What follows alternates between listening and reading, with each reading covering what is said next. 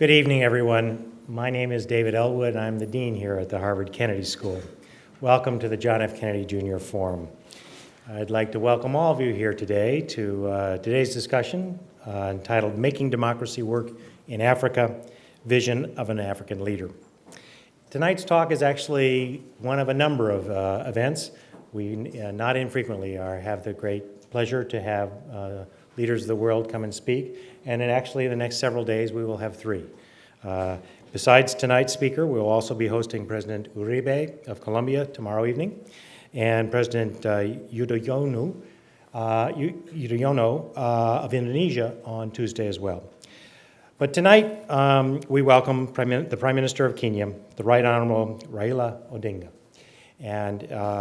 But before I turn to my introduction of His Excellency, I just wanted to say a couple of things. First, I want to acknowledge some individuals who are here with us tonight. The Prime Minister's daughter, Rosemary Odinga, is here.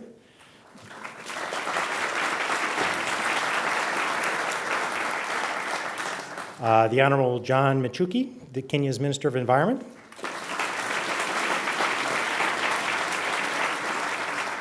And Kenya's Ambassador to the United States, the Honorable Peter Ogego.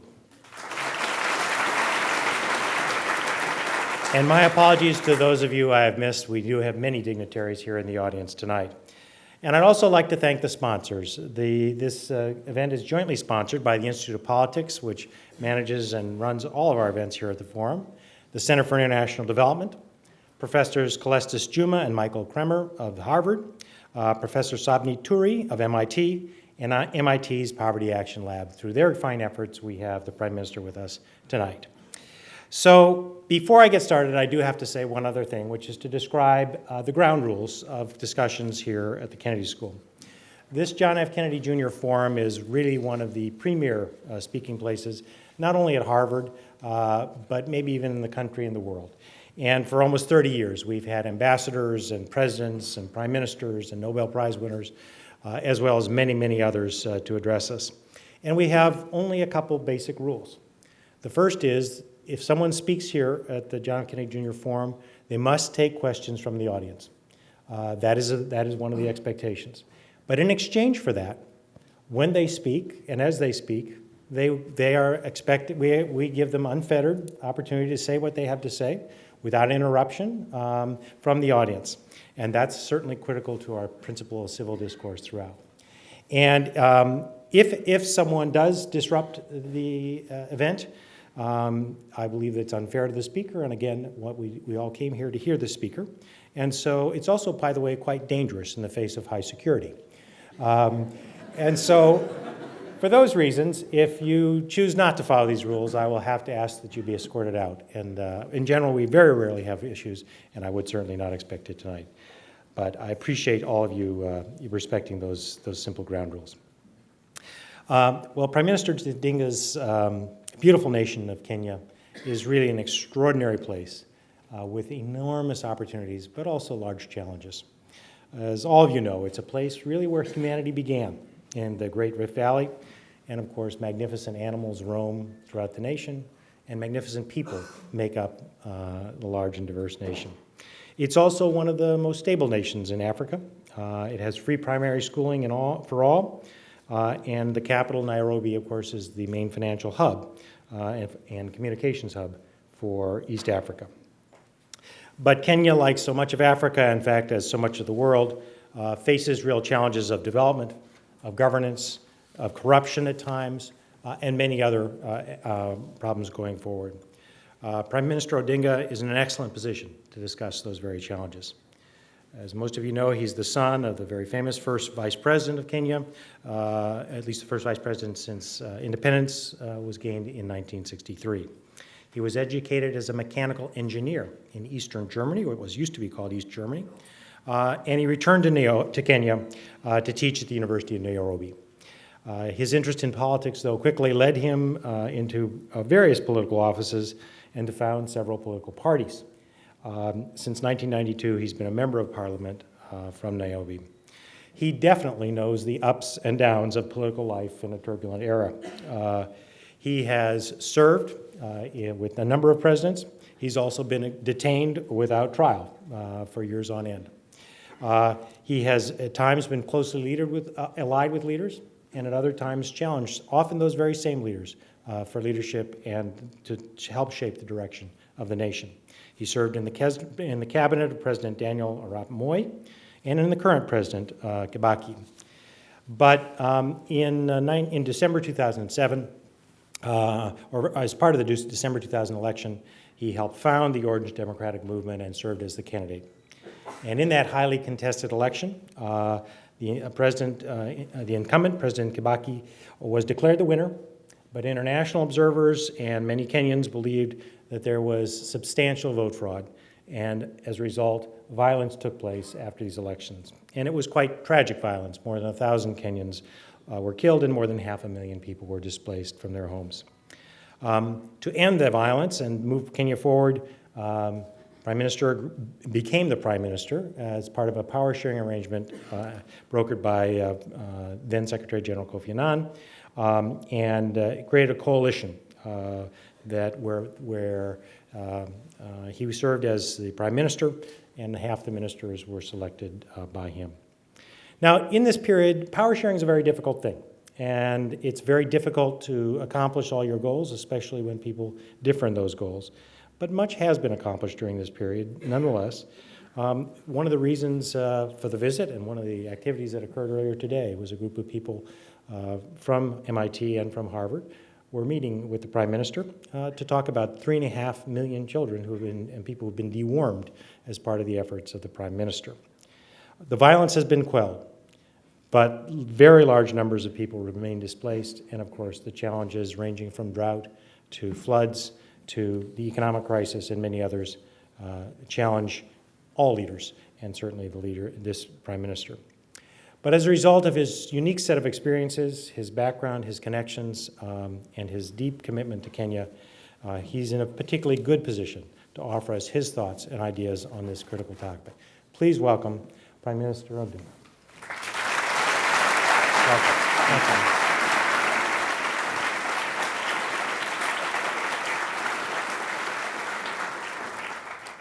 Thank you, Dean David Elwood, distinguished guests, ladies and gentlemen, good evening. I am very delighted to see such a big audience here. I can see the hall is packed up to the brim. Let me begin by bringing to you greetings from the people of Africa. I stand here today, ladies and gentlemen, in this very historic little building named after John F. Kennedy, Jr., which is the School of Public Administration of the Harvard University, with great gratitude.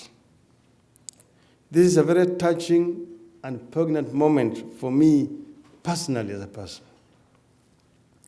It is because of the name of the person after which this institution is named. John F. Kennedy made a tremendous contribution to the struggle for liberation of Africa. It was John Kennedy who helped to prepare the first cadre of post-independent Kenyan leaders. In what is now known as the Kennedy airlift of 81 East Africans found their way into the United States to pursue higher education. Some of them became the leaders of our country. Since that time, the Harvard University has continued to generously accept a number of Kenyan leaders for undergraduate and postgraduate education. But it was also the widow of the late Robert Kennedy who helped our second liberation struggle in Kenya to overcome the oppression of the Moi regime in the 1980s. And for a long time, the voice of the late Ted Kennedy remained the most eloquent in the Senate in support of democratization in Kenya and the rest of Africa.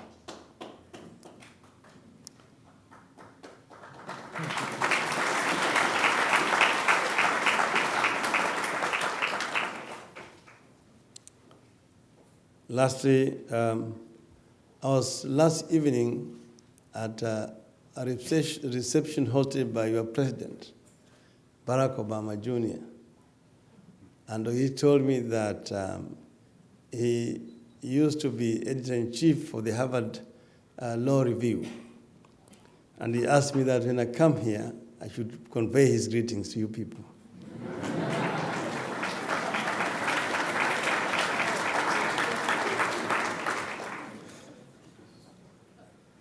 And therefore, with a sense of deepest gratitude, that I discuss with you today the journey of democracy in Africa and my vision for the future. In my vision, a true democratic state in Africa harnesses the harmony among the diverse ethnic and religious communities. It creates harmony between the nature and development, and between wildlife and human habitat. Democracy will be the driving force to generate and sustain economic growth while assuring a fair distribution of wealth between the rich and the poor. Democracy will be the anchor for the social and economic stability. I want to spend the next few minutes in talking to you about Africa, the past, where we're coming from, where we are, and where we want to go. That is my vision for Africa. The past, I know, is known to most of you. But just to recap, the post-independent experience in Africa has not been a very pleasant one. Many African countries inherited fairly democratic institutions and constitutions at independence.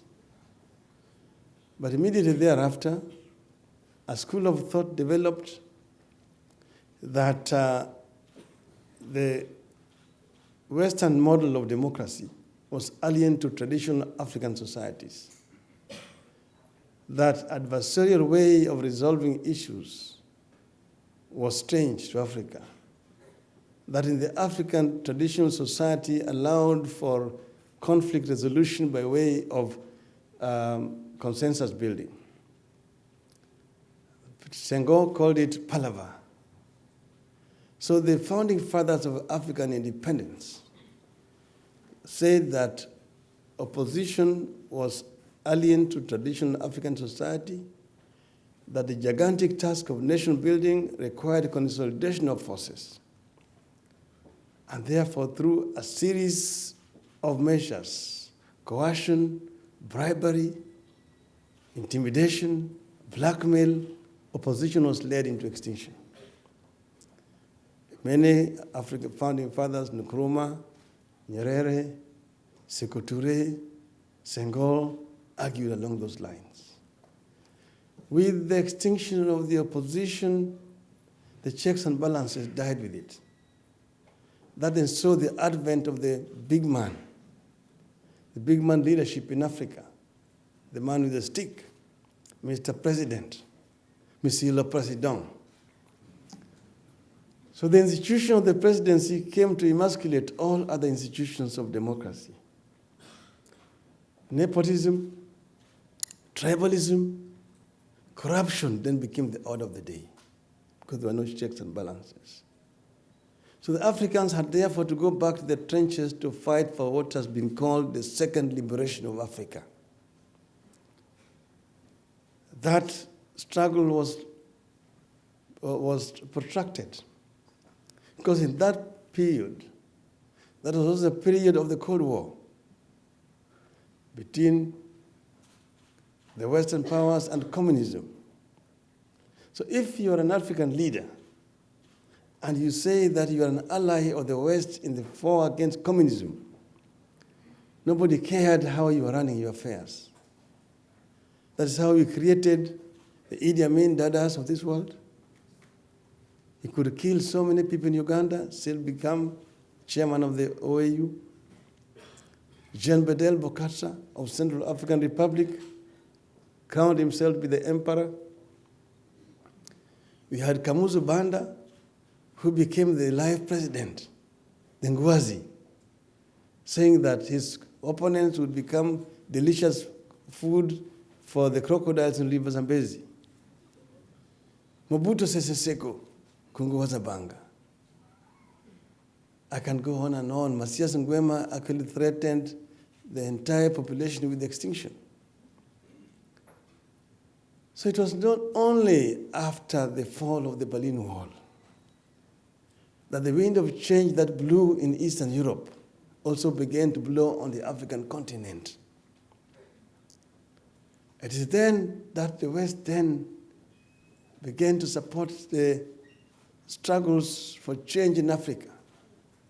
A new vocabulary were invented: transparency, accountability, and good governance in management of public affairs. I'm saying that was those, you can call those years the wasted years, because there was a lot of aid that was being pumped in Africa without much to show for it. Then, with the wind of change, new governance structures came up in the African continent. Multipartyism returned.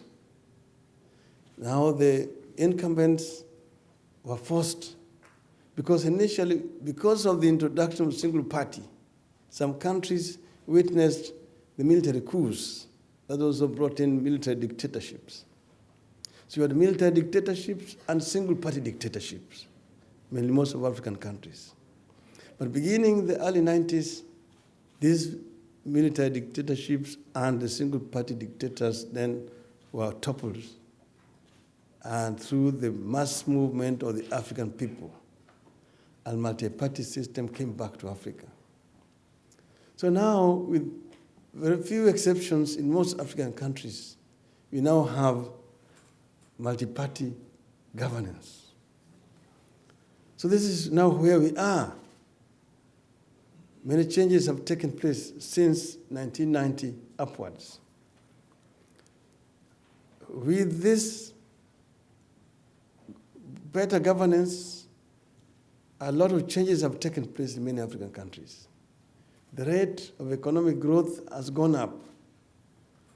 Average in for the last 10 years, most African countries have realized an average of 5% rate of growth. And the society has been more opened up.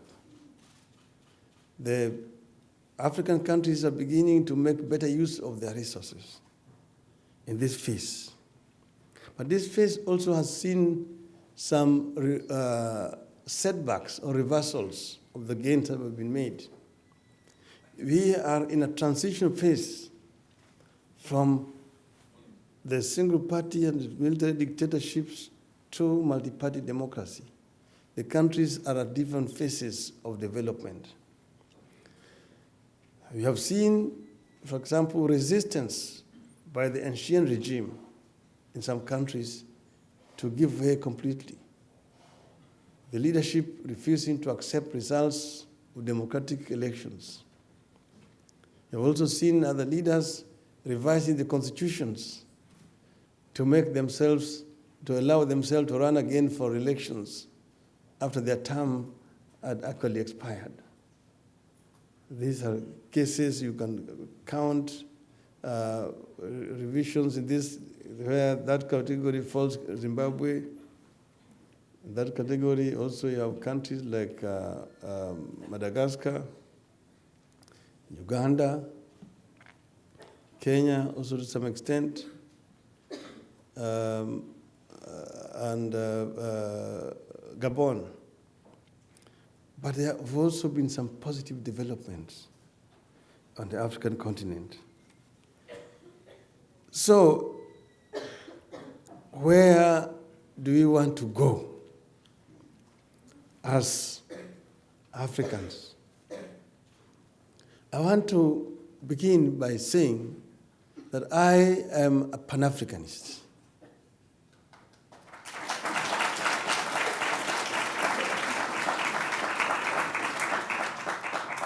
And I am an Afro-optimist.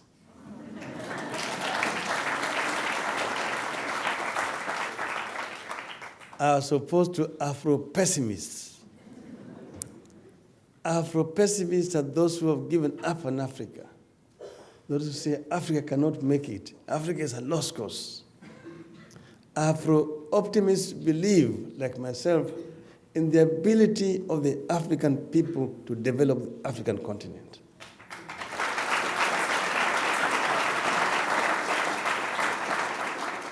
And they say that, look, let us forget the past. Let us not continue to live in the past and blame colonialism for our underdevelopment. Many countries were colonized. United States was a colony of United Kingdom. Japan colonized many other countries in the East, and so on. Those countries moved on. At the time of independence of Kenya, and even Ghana, and so on, the economy of Kenya and that of South Korea were at par. In terms of per capita income, in terms of the levels of poverty, literacy rates, and all those major economic indicators were equivalent, Kenya and South Korea.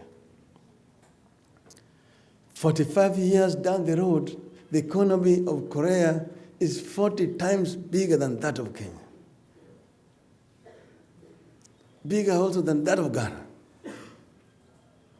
So you ask yourself, what is it that the Koreans did right that the Kenyans got wrong? If you answer that question, then you're on the way to resolving the African problem.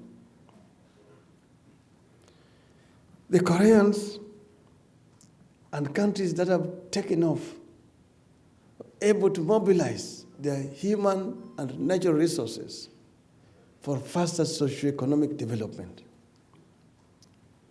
And that is where we must begin as Africans.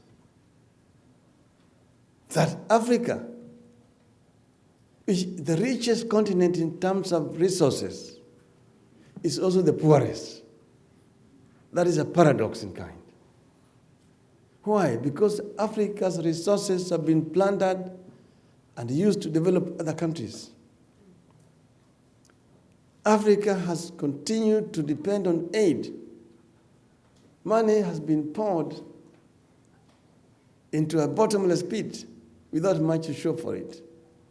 Most of that money has found its way back to where it came from, in private bank accounts of individuals. Yet African generations of today have to pay for debts which were incurred by those corrupt leaders, which did not build anything. Every African child that is born today inherits a debt of thousands and thousands of dollars. We are saying, let us put that in the past and move on. Aid will not develop Africa.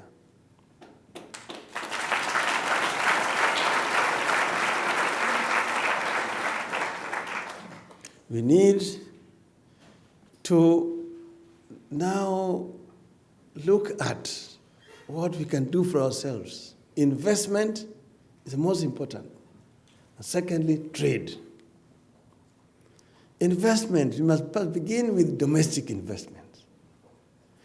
How do we break this vicious cycle of poverty, which starts by saying we are poor, therefore we cannot save.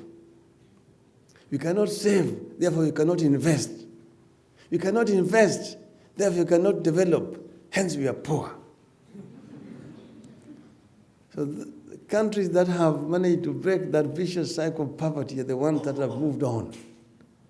And that's the route that we must follow ourselves, by first providing opportunities for our people. But then we must also develop our human resource capacity. And that's the reason why I'm happy to be here, to be speaking here in Harvard, at Harvard University, and addressing audience from MIT, and from several other universities in this area. I know that I'm in the intellectual capital of the world. We want to benefit from the knowledge that is available here. This is now a knowledge-based economy, a knowledge-based world. And Africa will not develop unless Africa can develop its own manpower capacity and also to facilitate transfer of technology from these centers back to Africa. That is the reason why I have come here. I'm happy that I've met so many African students, many Kenyan students studying in these institutions. We want to establish proper relationship between us, our institutions of higher learning, and this institution of higher learning here. We, as a government, must create the necessary infrastructure back home. We must invest heavily. When I was announcing my campaign, I said, what are the solutions to Kenya's problem?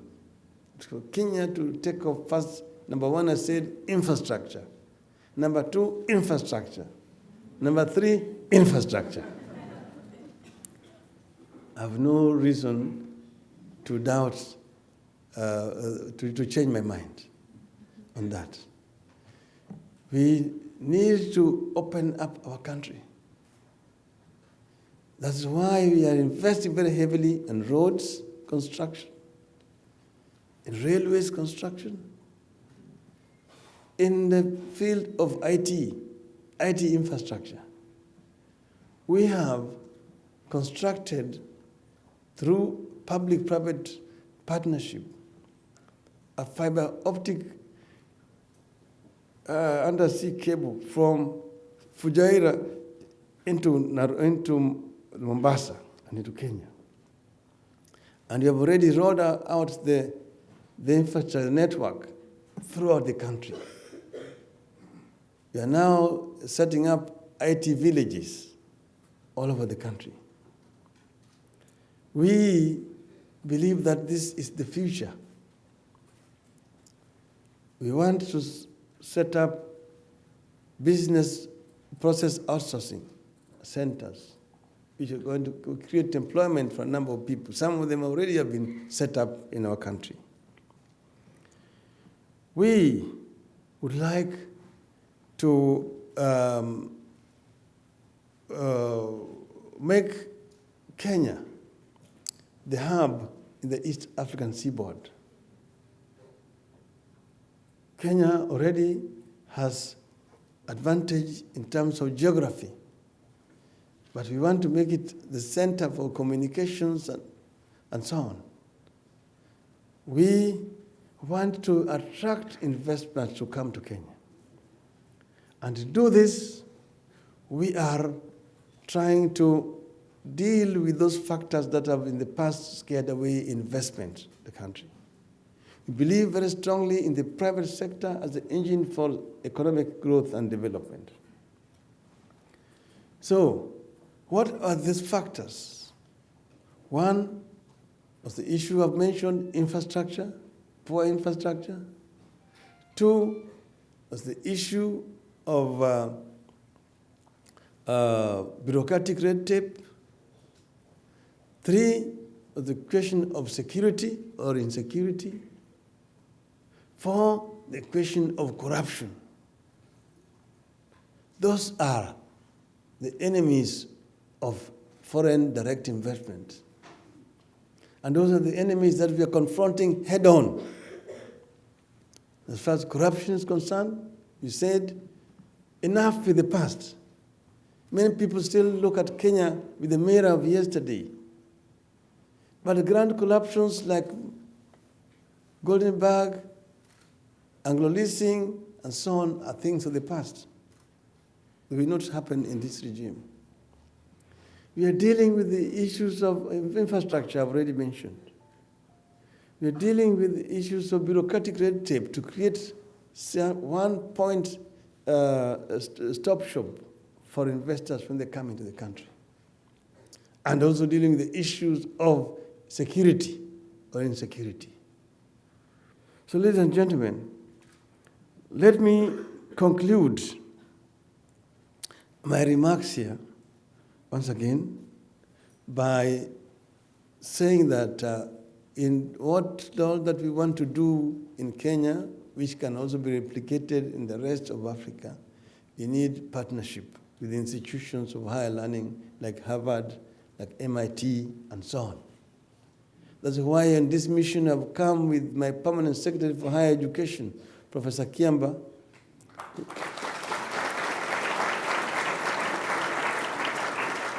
who is also an alumni of this school here.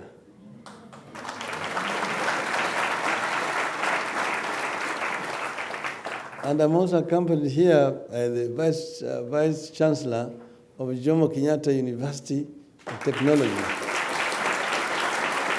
Professor Marvel Imbuga. So we have come ready for partnership between Harvard, MIT, and Kenya. Thank you very much, ladies and gentlemen, for listening to me.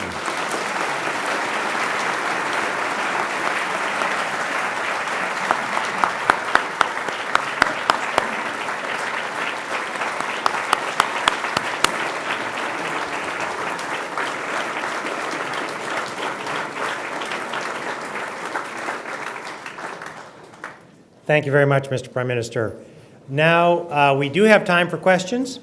There are microphones located in 4 locations. There is one located right here, another one up there, a third one is here, and a fourth one is there. And let me remind those of you that have been here before and tell those of you who have not what the ground rules are for questions. A question has 3 characteristics. First, you identify yourself and your affiliation. Second, you ask one question, a short thought. And third, it should end with a question mark. And so with that, let's take the first question right here. Hi there, my name's Adam Cooper. I'm a student here at the Kennedy School. Yesterday, the American government announced that they were threatening travel bans against 15 Kenyan government officials for, in their words, failing to support the reform process and not holding to account those responsible for post-election violence. What's your reaction to such a policy statement?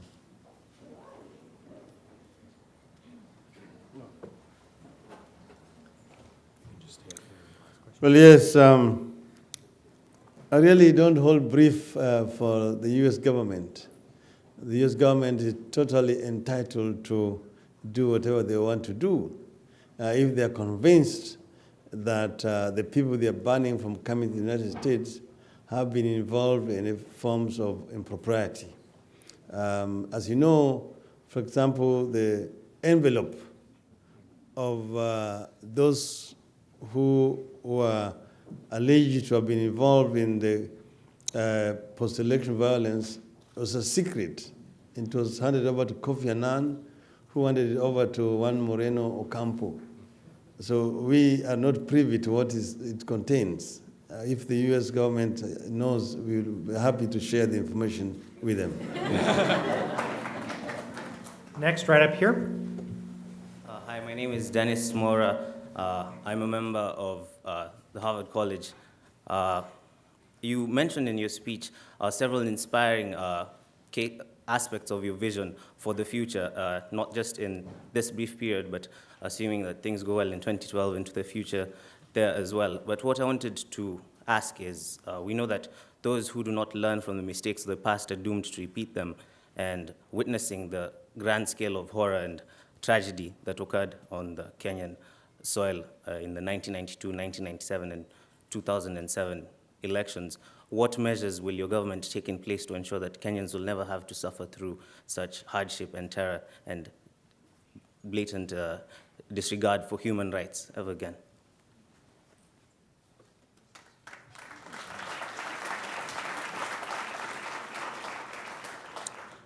That is a good question.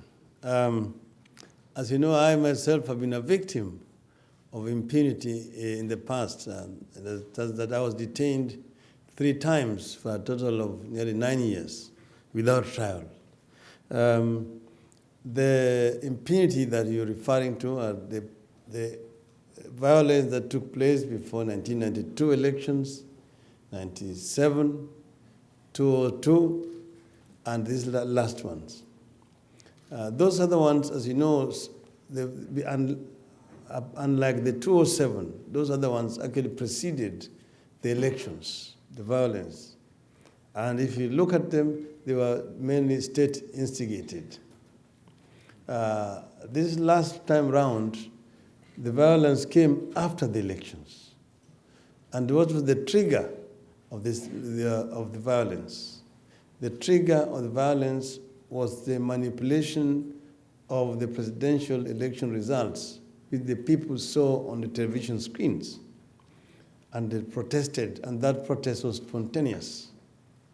However, the other people also took advantage of that situation to settle some of the old scores.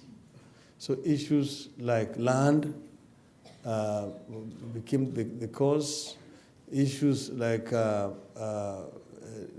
inequality and the distribution of wealth around the country became also other factors, as well as ethnicity.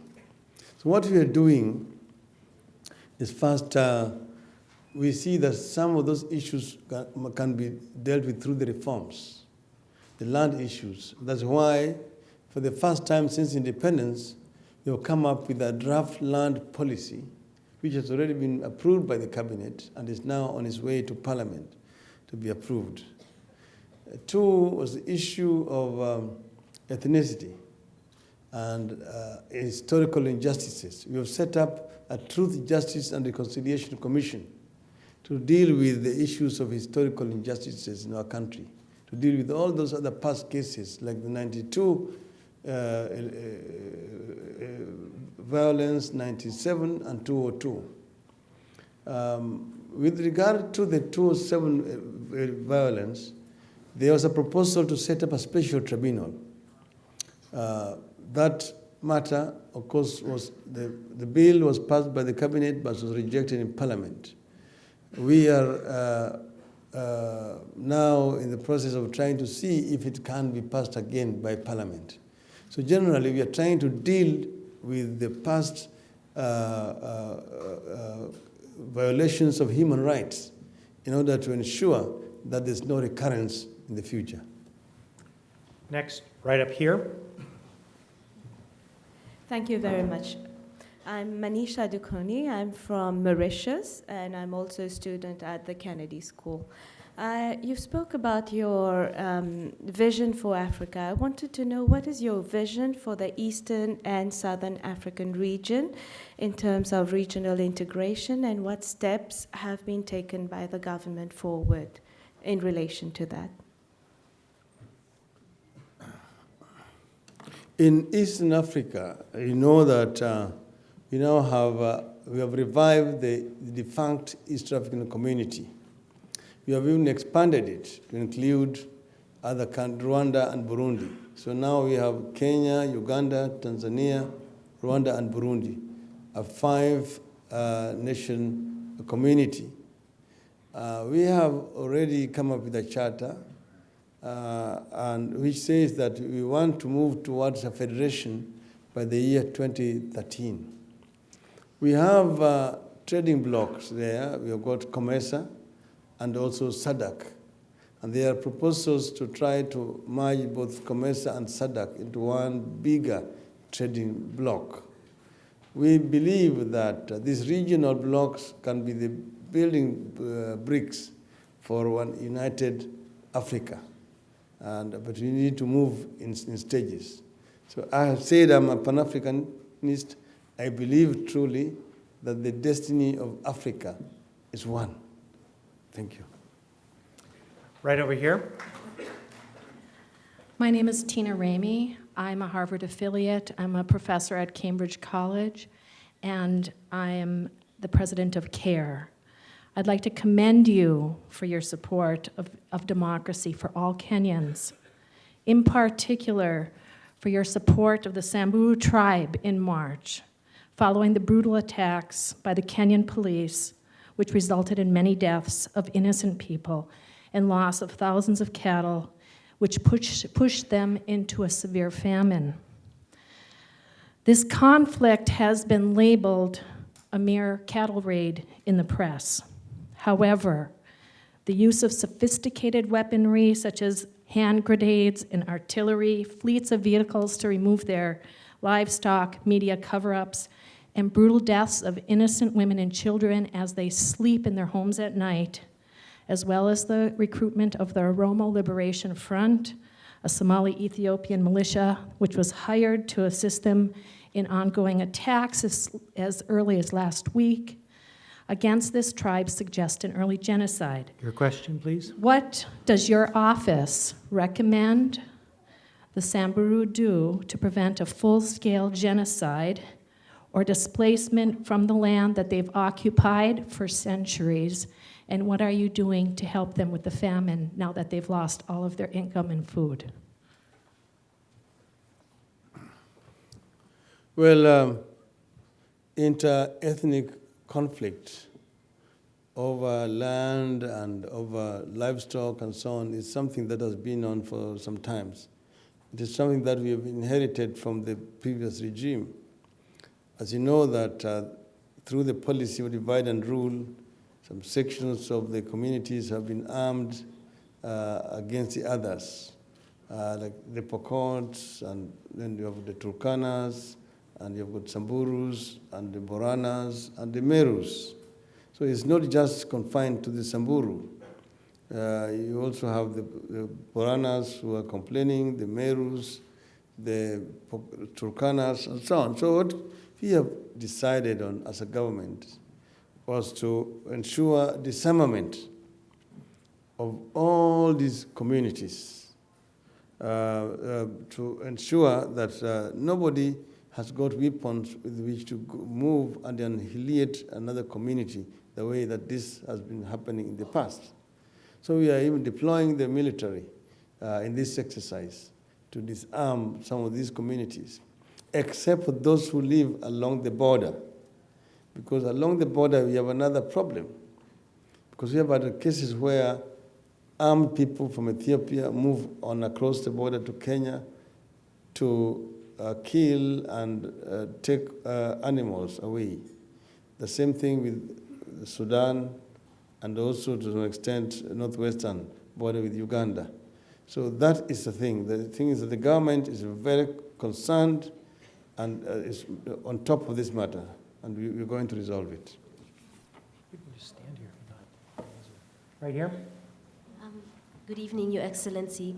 My name is Mombi Michelle. I'm a graduate student at Emerson College, and my question is, well, according to Kenya's Vision 2030, it says, and I quote, the government also recognizes that in an open democratic society like Kenya, a vigilant press are the ultimate defense against abuse of office. How do you answer critics that say that the Kenya Communications Bill, or dubbed the Media Bill, infringes on the rights of the press?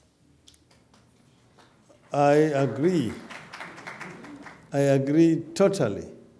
And I was one who actually disagreed, and we agreed to revisit the matter.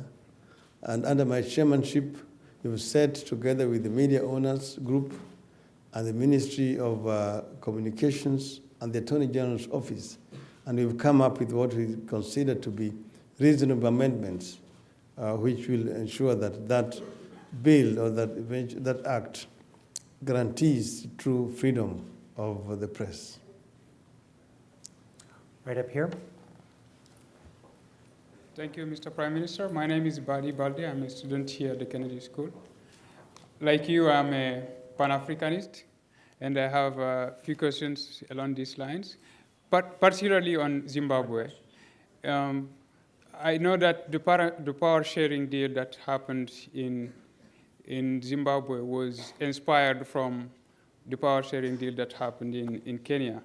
So I was wondering if you can comment on your influence or role, if you played one there, and what are the chances of success. If I may add one on that, like, still on Zimbabwe, the same topic. One question, I'm sorry. Thank you. So, well, yes. Second one is much more interesting. So what is it that in Africa we still protect the dictators? in Zimbabwe, we still have the same people protecting somebody who everybody agrees is not doing the right thing. But we don't see any leader in Africa condemning that. And what is your position on that? Well,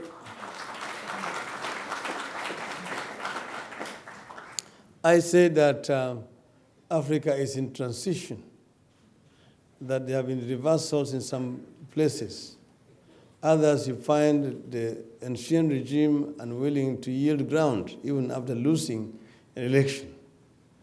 And I had also said that the Kenyan example should not be used as a model, because otherwise you'll find that the incumbents will lose elections, and then they hang on, hoping that a negotiated settlement is going to be found that will end up with a power-sharing arrangement. And the sooner that happened, then Mugabe followed suit. And it is in Zimbabwe where elections were held, and 1 month later the results had not been announced. And everybody was quiet. But I spoke about it, that this can only happen in Africa.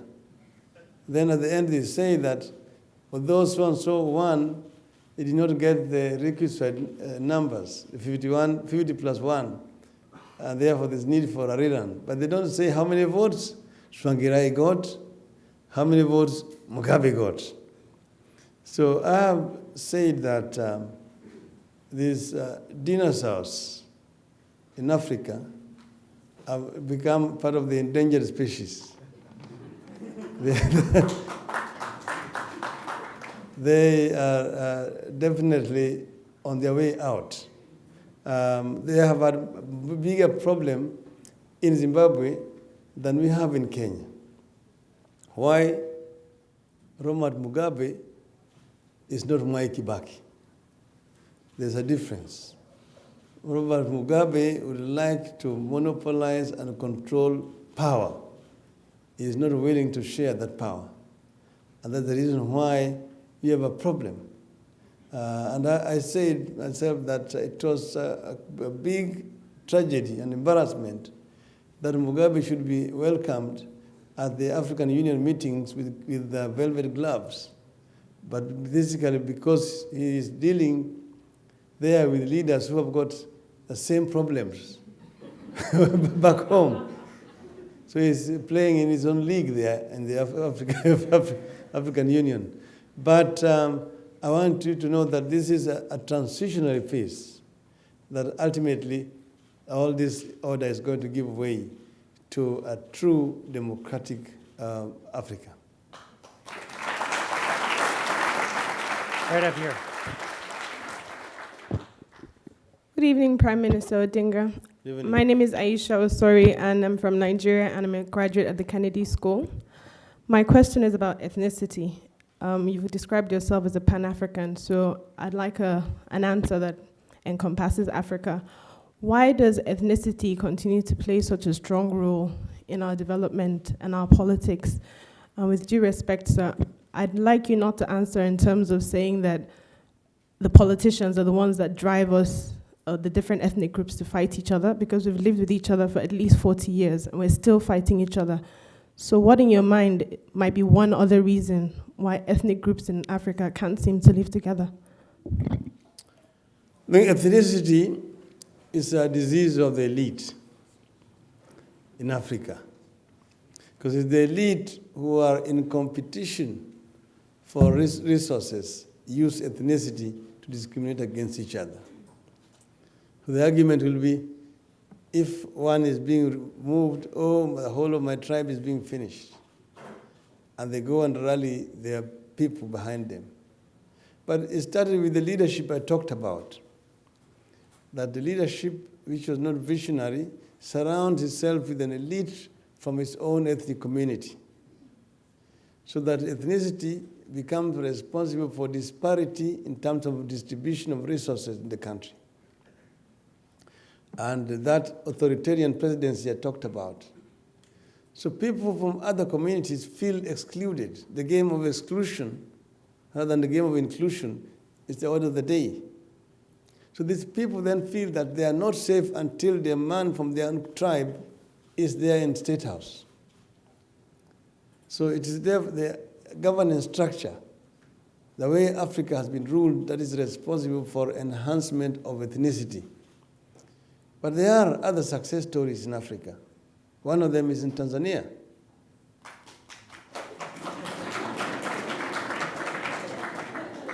Where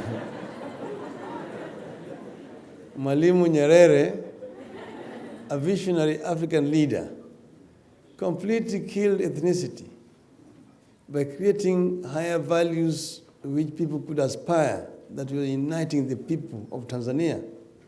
Tanzania shares a common border with Kenya. Even there's common language, Swahili.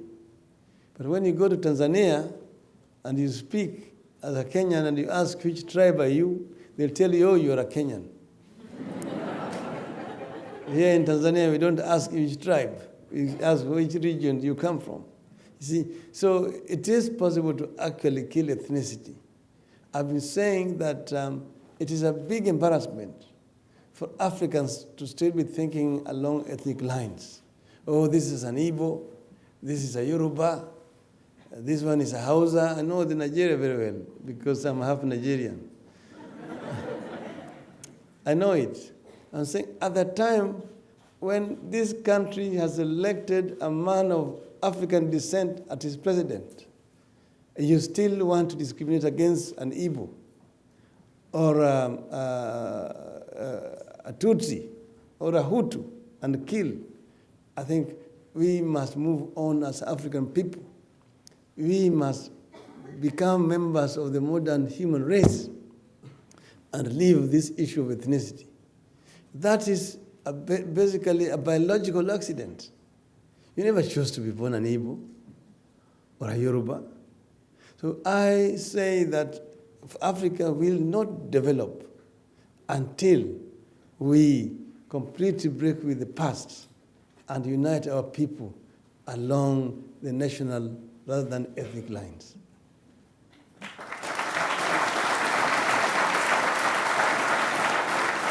Right over there. Good evening, Your Excellency. My name is Rosie Osire. I go to Wellesley College. And I have a question just following up on your speech.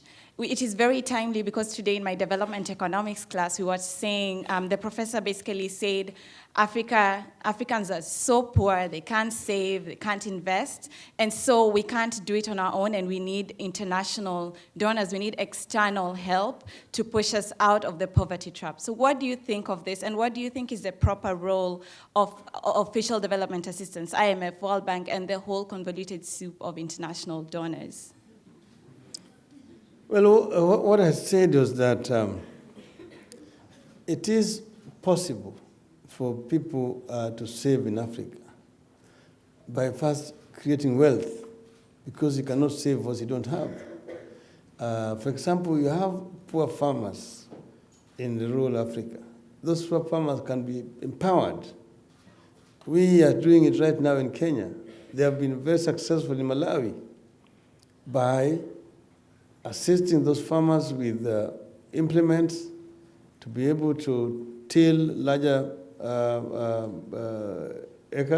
acreage, provide fertilizer, provide quality seeds, that the yield will grow, sometimes 3 or 4 times, so that they move away from just subsistence to commercial farming. And that way they have the surplus to save, you see. There must be a collective effort between the people and the government. That's what is going to move us away from this poverty cycle. We have our other artisans, which can be empowered to be given access to the markets, to be able to sell the goods that they are producing.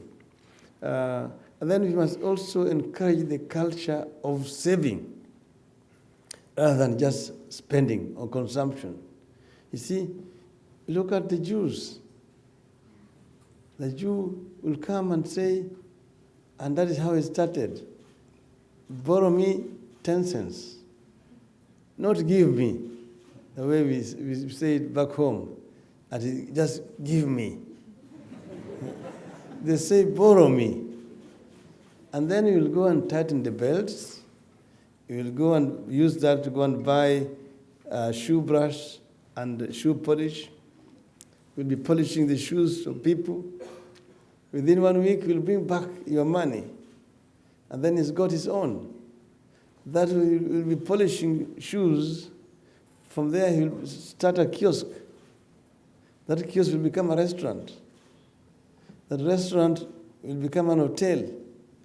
That hotel will become another hotel. Eventually, it will become chains of hotels all over. I'm talking about the story of Hilton or Sheraton. If you go back, that's how it started. Mr. Toyota used to be repairing bicycles. From bicycles, he went to scooter, a motorbike, a smaller car. Then eventually you have the Toyota Empire, or even Suzuki. So you see, we want to see the African equivalent of those people. And it can be done. I believe very strongly that it can be done. From my whole family, Mama Pajero and everyone. Thank you. Right over here. Good evening, Mr. Prime Minister. Thank you for your inspiring speech. I'm Samuel Klein. I was an undergraduate here, and I work now for One Laptop Per Child.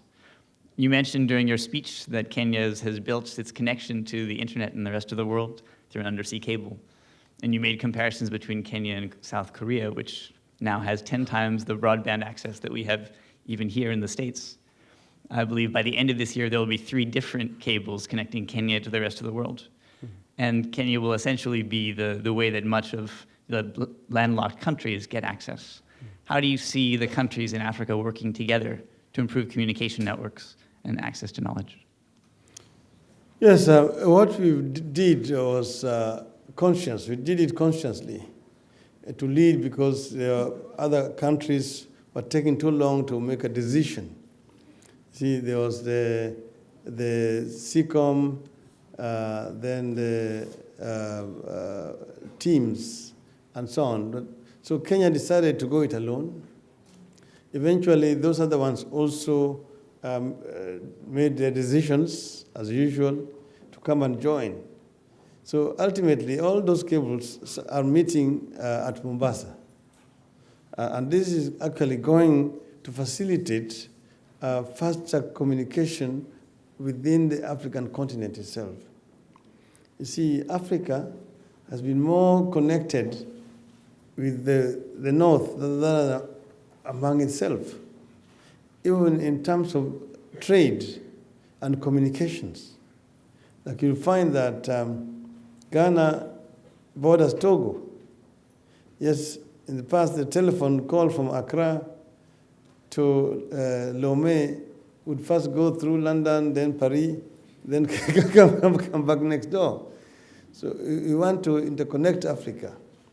But we also, through this now, also promote inter-African trade and make it easier. Remove these barriers that exist between Africa. It is easier for American businessman to come to Kenya than a Nigerian businessman to come to do business in Kenya. Because an American can come to Kenya and gets a visa directly at the airport, just pays $50. A Nigerian, when he goes to Kenyan embassy here, the visa has to be referred to Nairobi first before he gets it. So basically what I'm trying to say is that this interconnectivity on the African continent is actually moving Africa to another higher plane, which is going to make Africa more competitive in the international market. Right up here. Good evening, Your Excellency, and welcome to Boston. My name is Faye Koich, and I'm a private business owner in Kenya, and I'm a former NGO worker in Uganda and in Kenya. My question is in reference to your speech, and that's about building leadership in Africa, and particularly in Kenya, where we see that the members of parliament, for instance, have quite a few issues actually staring them in the face at the moment that would fall under the umbrella of corruption. And you talked about 4 different aspects that you think are obstacles to the growth and development of Africa as a whole: infrastructure, bureaucracy, security, and corruption. And if it's okay with you, I would like to think that there's a 5th, and that's accountability. What accountability does the parliament have in Kenya to the people of Kenya? What do the leaders have by way of even looking back at traditional life and the accountability that they know that is due to the people? So I'm curious about the whole issue of accountability in Kenya. A very good question. Yes, as you know, Parliament, even in this country, has a very distinct role.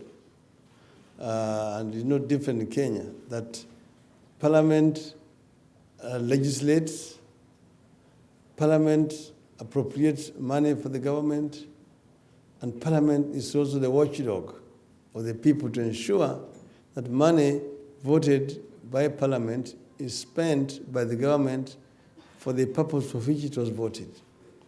So in that role, the Parliament is the people's watchdog. And the Kenyan Parliament has played this role in the past. But let me talk about this particular Parliament. This particular Parliament has now distinguished itself as very assertive in playing its role and in holding the executive to check, to ensure that there is no impunity in the country. There, of course, in the Kenyan society, is more open, more transparent than many African countries. We have a very vibrant media. We also have very vibrant civil society. So there are very many whistleblowers in our country. And when they blow the whistles, Parliament takes it up and raises questions in Parliament. Members raise questions in Parliament. Also, when the executive does something that breaks the law, Parliament is there. A case in point here is the recent appointment by the President of the Director of the Kenya Anti-Corruption Commission and his 2 deputies, which was done without consultations and without following the due process. Because the Act says that Advisory Board recommends, Parliament vets, then the executive appoints. And that procedure was not followed. Parliament appointed a committee that investigated the issue and came up with a report which said that the law was broken. The matter was debated in Parliament last week, and Parliament said, yes, the President acted ultra vires the law, and therefore decided to nullify that appointment. So that shows that the Parliament is becoming more and more assertive in holding the executive to check in Kenya. Okay, I'm afraid we have time for just 2 short questions. This will be the second to last question. That will be the last. Okay, good evening, Mr. Prime Minister. First of all, let me clarify for you the difference between Kenya and South Korea. South Korea has access to the American market. South Korea has American military base, and Kenya didn't have it. And so you have to appreciate the impact of that. Now, I very attentively listened to you, and I'm very appreciative. You said you're a Pan-Africanist. My question to you is this. Would you be ready in 2015 to give up your position as president of Kenya so that the United States of Africa will have a president, which you would deny yourself? Could you be ready to do that? By the way, my name is Basil Lenwabara. I'm writing a book on Africa. Thank you. My answer is yes, I'll be ready.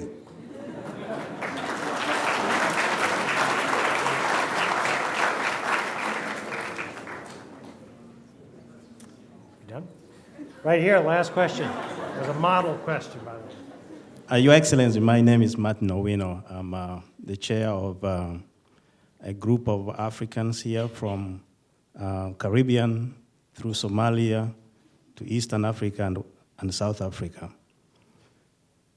This great city is called Boston, is a Red Sox nation. Where you are having your meeting is Yankee zone. And I wanted to put it this way for you, and you guys help me out. Your Excellency, I've been fighting for tribalism in Kenya for a long time. Since I knew him, I'm from Kenya, he has fought that tooth and nail. Here we do have rivals, Red Sox and Yankee. But interestingly, they are only rivals in the pitch. When the game is over, they shake their hands and everybody goes. So my question is not to you, sir, but to you all. If I give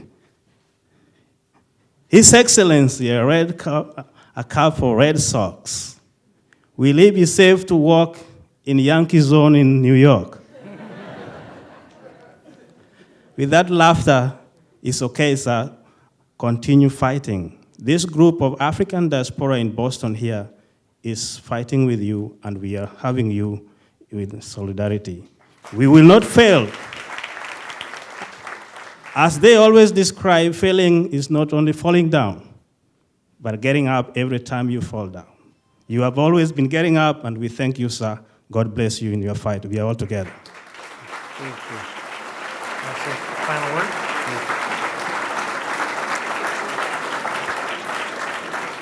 Thank you.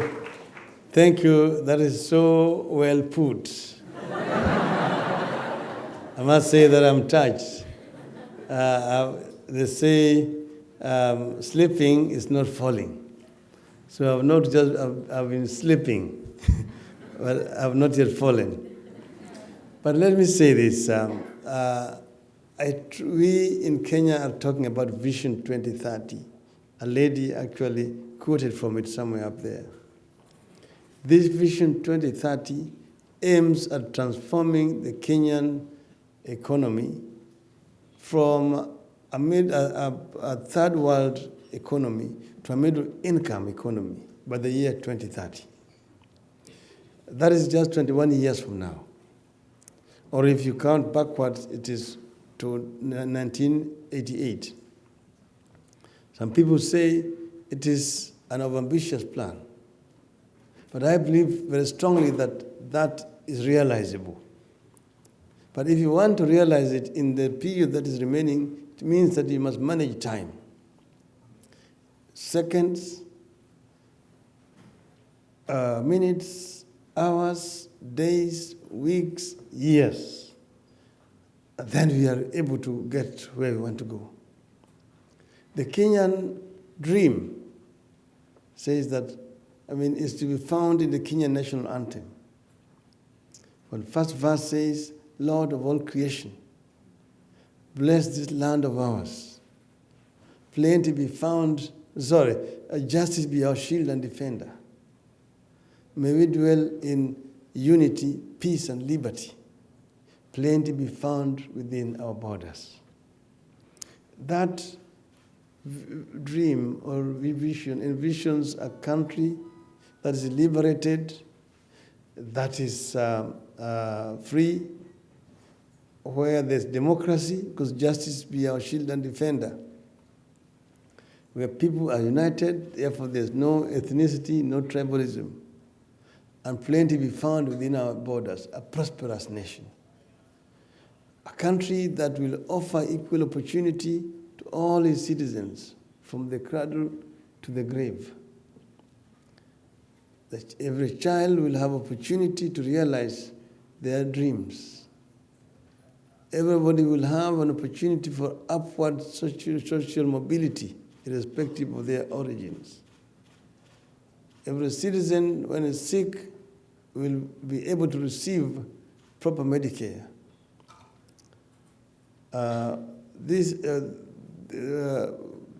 Employment will be available to most all the citizens. That is the dream that was envisioned by our founding fathers. Each time they have continued to push the goalposts. They came with Vision 1990. They pushed it in 2000, went near 2010, 2015, 2025. Now we're talking 2030. And I've said I don't want us to approach and talk about 2050. I believe strongly that it is realizable. I also believe strongly that it is possible to transform the African economy and African landscape, or Africa to join the rest of the human race. That Africa is not condemned to poverty. I believe strongly that we can transform the 21st century to be the African century. It is possible. Thank you, ladies and gentlemen. Thank you very much.